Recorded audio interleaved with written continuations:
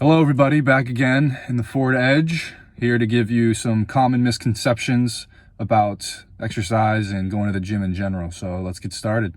The first common misconception people have about exercise is spot reduction. What I mean by that is people will do sit-ups thinking that they're going to get abs. If they don't have abs, they think doing sit-ups are going to give them abs. So another way people will say this is, I want to get toned, so I'll lift weights. So you can be 25% body fat and try to get toned by lifting weights. It's not going to happen. You're just going to get bigger and bulkier. If you want to be toned, you're going to have to lose weight. Go on a diet plan. I mean, the average person will burn 2,000 calories a day just laying down in bed, not doing anything.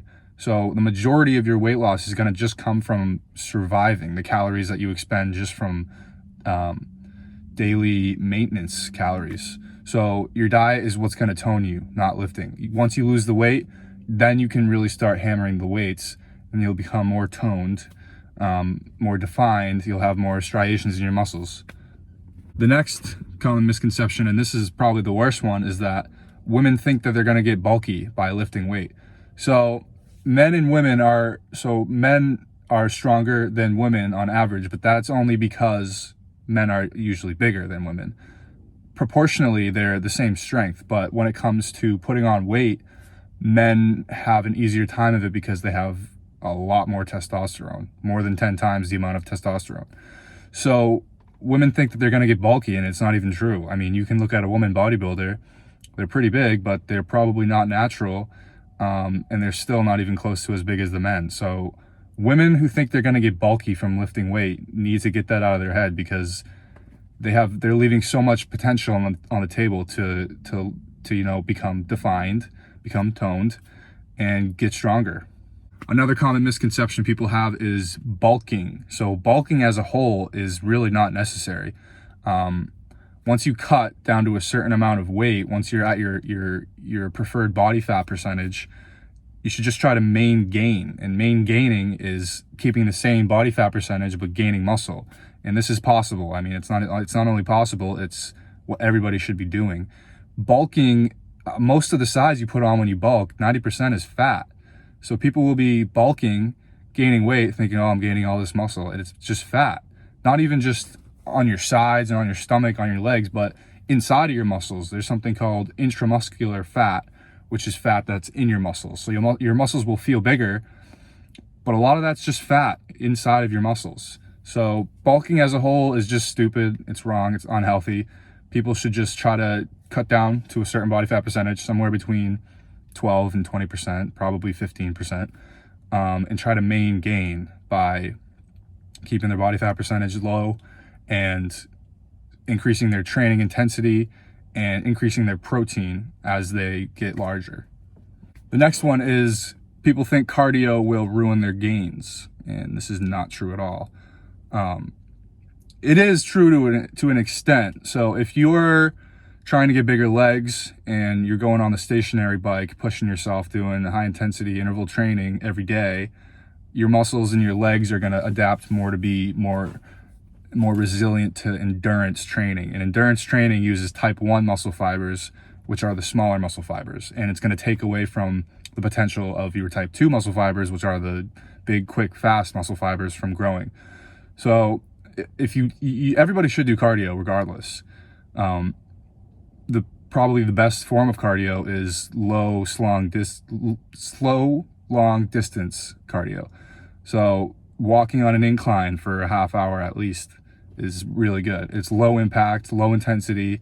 You're burning a lot of calories, and you're not going to change the composition of your muscle fibers in your legs. So walking on an incline, slow, long distance, any type of slow, long distance cardio is not going to affect the type of muscle fibers that you're emphasizing.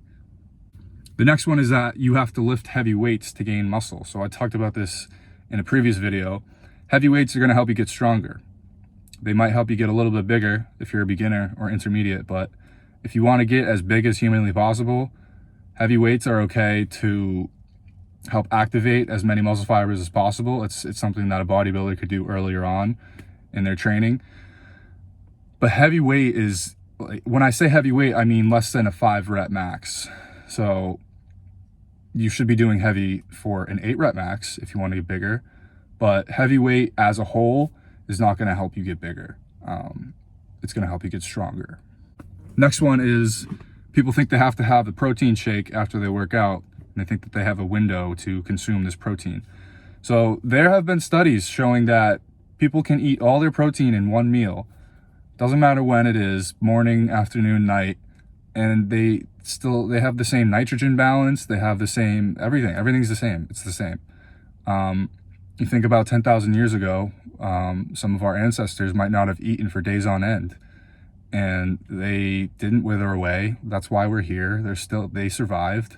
So you don't need to eat every 2 or 3 hours. Maybe there's some optimization that you could get from that, but you don't have to have protein right after your workout. As long as you consume enough protein throughout the day, whether it be 1 meal, 2 meals, 3 meals, it's fine. It doesn't matter when you have it.